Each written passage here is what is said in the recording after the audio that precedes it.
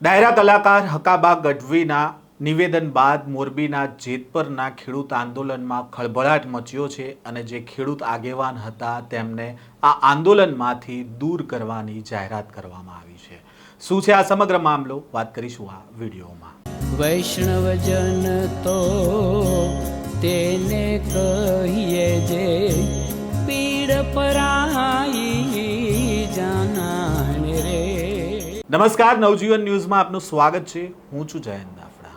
વીજ કંપની સામે મોરબીના જેતપર ગામના ખેડૂતો છેલ્લા 17 દિવસથી ઉપવાસ આંદોલન કરી રહ્યા છે। તેવામાં ગઈકાલે કૃષિ મંત્રી જીતુ વાઘાણી દ્વારા જે ખેડૂતો આંદોલન કરી રહ્યા છે તેને લઈને મોટી જાહેરાત કરવામાં આવી અને ખેડૂતોને ડબલ વળતર ચૂકવવાની જાહેરાત કરવામાં આવી અને આ વળતર જમીન કિંમતના બમણી હશે તેવી પણ જાહેરાત કરવામાં આવી। જો કે આ જાહેરાત બાદ પણ ખેડૂતોનો રોષ છે તે હજી શમ્યો નથી અને ખેડૂત દ્વારા કહેવામાં આવી રહ્યું છે કે સરકારે જાહેરાત તો કરી દીધી પરંતુ પરિપત્ર અમારા સુધી નથી પહોંચ્યો, એટલા માટે આ આંદોલન ચાલુ રહેશે। તો બીજી બાજુ ડાયરા કલાકાર હકાબા ગઢવી દ્વારા એક ખુલાસો કરવામાં આવ્યો છે અને તેમણે કહ્યું છે કે મોરબીના જેતપુર ગામમાં જે ઉપવાસ ઉપર બેઠા છે તેવા નિલેશ એરવડિયા છે તેમણે સરકાર સાથે વાતચીત કરવા માટે 25 કરોડ માંગ્યા હતા અને તેનું રેકોર્ડિંગ પણ તેમણે મીડિયા સમક્ષ મૂક્યું હતું અને આ જે કથિત વાતચીત હતી તેને લઈને મોરબીના જેતપર ગામમાં જે ખેડૂત આંદોલન ચાલી રહ્યું છે ત્યાં ખળભળાટ મચ્યો હતો। તેવામાં આજે ખેડૂત સમિતિ દ્વારા નિલેશ એરવડિયાને આ આંદોલનથી દૂર કરવાની જાહેરાત કરી છે। ખેડૂત સમિતિ દ્વારા પહેલાં તો આ સમગ્ર મામલાને લઈને શું જાહેરાત કરી છે તે સાંભળીએ। તો આ જો હકાભાનો અને નિલેશભાઈનો ઓડિયો વાયરલ થયો છે, અમારી સુધી પહોંચ્યો છે। ખેડૂતો ખૂબ બધા દુઃખી થયા છે। 2-3 ખેડૂત તો રોવા માંડ્યા, એવા કોલ આવ્યા એટલે અમે નિલેશભાઈને અહીંથી છૂટા કરી છે, બરાબર। અને એમાં હવે ડૉક્ટરના રિપોર્ટ કરે। અમારે તો એવી ગણતરી છે કે કોઈને કાંઈ કિડની કે કાંઈ બગડે એવું અમે ઈચ્છતા નથી ખેડૂત ભાઈઓનું। અમારો તો એવો આગ્રહ રહેશે જ કે રિપોર્ટ થઈ જાય અનશન ઉપરથી એને મુક્ત કરી દેશું। અને હવે અહીંયા આગળ કોઈ પણ કાંઈ ઓથોરાઇટ વગર કોઈ વિડીયો કે કોઈ બાઇક આપે તો એ માંડીને રાખવી નહીં, એ એની પર્સનલ ગણાશે। હા, હોસ્પિટલાઇઝ થાય છે અને અહીંયાથી નીકળે છે। અને અત્યારે ખાસ તમે જે ઓડિયો વાયરલ છે એને છાવણી સાથે કંઈ લેવા દેવા છે? ના, છાવણી સાથે રહેવા દેવા નથી, બરાબર। અને એ તો એની પર્સનલ મેટર છે, બેના જવા છે, ત્રીજો કોઈનો વોઇસ છે નહીં, બરાબર। આ આંદોલન ચાલુ જ રહેશે। હા, નહીં, હવે નહીં આવે, કારણ કે હવે તેને થોડા દિવસ પહેલા હકાબા નિલેશભાઈની ઓડિયોની વાયરલ થયો તો પણ આટલો તમે ટૂંકમાં નથી છોડ્યા, આજે છોડવાનું છે। હા, પણ ત્યારે એવું હતું કે આવા પૈસાની ને એવી વાત નહોતી, ખાલી એવું હતું કે મને ન આવવા દીધો, મને ન પૂછ્યું। અને આ તો 2 કરોડની વાતો કરે છે, તો પબ્લિક અમને શું વિચારશે કે તમે આમાં સામેલ છો? અમારું ક્યાંય નામ નથી લીધું એને, પણ કાલ સવારે તો એવા વિડીયો આવી જાય બીજા કોઈના, હકાભાને ન હોય તો બીજા કોઈને આવે, તો ખોટું ઓલું થાય એવું અમારે કરવું નથી ને અમારું આંદોલન અમારે બગાડવું નથી। અમે તો ખેડૂતના હિતેક્ષુ છીએ અને ખેડૂત સાથે છીએ અને ખેડૂત અમારી સાથે છે, બરાબર। ભારત માતા કી જય। 2 કરોડની વાત આવી છે, હજી બીજા 25 કરોડની વાત છે તે અત્યારે આવી રહી છે। એ અમારે લઈ અને કમિટી જે છે તે જે લોકો હશે તેને ઉપર કેવા પ્રકારના એક્શન લેશે? જો એ અમારી સુધી આવી નથી હજી, પણ આવે અને અમારું નામ હશે તો અમે સ્ટેટમેન્ટ આપશું કે અમારે યોગ્ય લાગે। આપે સાંભળ્યા, ખેડૂત સમિતિના આગેવાન હતા, તેમણે કહ્યું છે કે હવે નિલેશ એરવડિયા છે તેઓ આ ખેડૂત આંદોલનનો હિસ્સો નહીં રહે। તો બીજી બાજુ આજે તેમની તબિયત લથડી છે, તેના માટે તેમને હોસ્પિટલમાં સારવાર માટે લઈ જવામાં આવ્યા છે।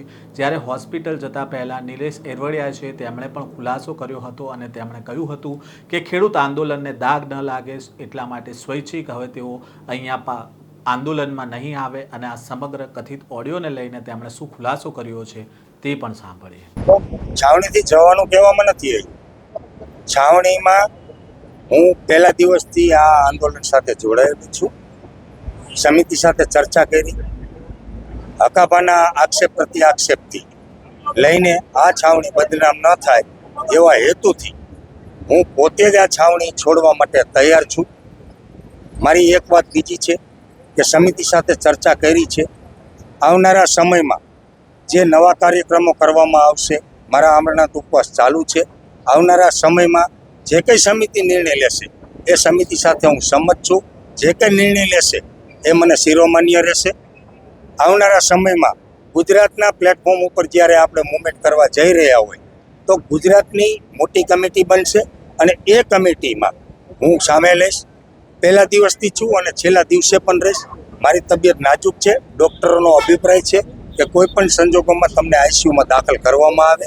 છેલ્લા 3 દિવસથી ડૉક્ટરોનો અભિપ્રાય છે મારું બીપી ડાઉન થઈ જાય છે, મારું લોહી 5.5% છે.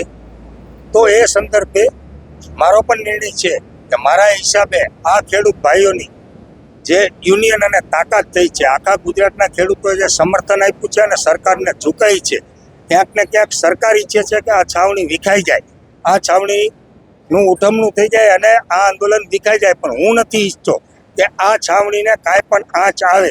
એવા હેતુથી, એવા આશ્રયથી હું પોતે જ આ છાવણીમાંથી આક્ષેપ પ્રત્યાક્ષેપના હિસાબથી હું આમાંથી હટી જાઉં છું અને હોસ્પિટલાઇઝ થઉં છું.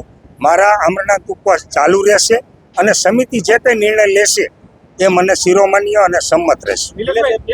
એક કલાક પહેલા તો આપણે એ વાત હતી કે લડી લેવાની વાત હતી, તો એક કલાકમાં એવું શું થયું?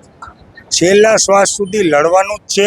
પહેલા દિવસથી હું આમાં સામેલ છું. આ આંદોલનની અંદર મારી તમને ત્યારે પણ મેં કીધું હતું કે હું તમને લાંબી બાઇટ્સ નહીં આપી શકું કે 1 to 1 નહીં કરી શકું, કારણ કે મારી શારીરિક ક્ષમતા, મારી ઇમ્યુનિટી નથી. આજે 17મો દિવસ મારા ઉપવાસનો છે. અહીંથી સીધું જ મારે આઈસીયુમાં જવાનું છે. તો મારી વાત આજે પણ એ જ છે કે પહેલા દિવસથી છેલ્લા દિવસ સુધી લડી લેવાનું છે. હું આઈસીયુમાંથી તંદુરસ્ત થઈશ. સમિતિ જે કંઈ નિર્ણય કરશે એ સમિતિની સાથે છું. આપે સાંભળ્યા નિલેશ એરવડિયા, અને એક બાજુ નિલેશ એરવડિયા કહી રહ્યા છે કે તેઓ પોતે હવે આંદોલનમાં છોડી રહ્યા છે, તો બીજી બાજુ ખેડૂત સમિતિ દ્વારા કહેવામાં આવી રહ્યું છે કે તેમને દૂર કરવામાં આવ્યા છે. જે કથિત ઓડિયો વાયરલ થયો હતો તેને લઈને બીજી બાજુ ખેડૂત સમિતિએ એ પણ કહ્યું છે કે તેમને હોસ્પિટલમાં સારવાર લીધા બાદ પણ તેઓને અહીંયા પરત નહીં આવવા દેવામાં આવે અને તેમને જે ઉપવાસ આંદોલન છે તે પણ પૂરા કરાવવામાં આવશે.